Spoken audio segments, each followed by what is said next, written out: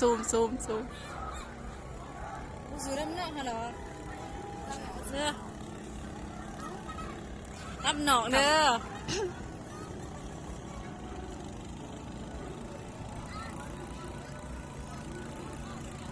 ยับจะยุติ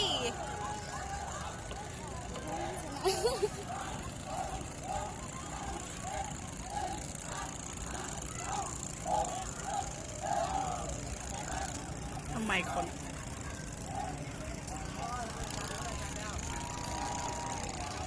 ไหนสักสู้อ๋อสิน้ำในสิไก่เลยนะบ่กายหรอกอันนี้มึงจะซื้อเขาทากันเลย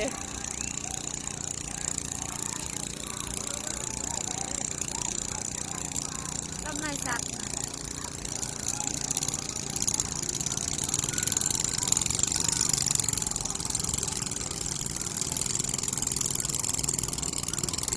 ข้างในมันสัตว์นะเสามีแห้ง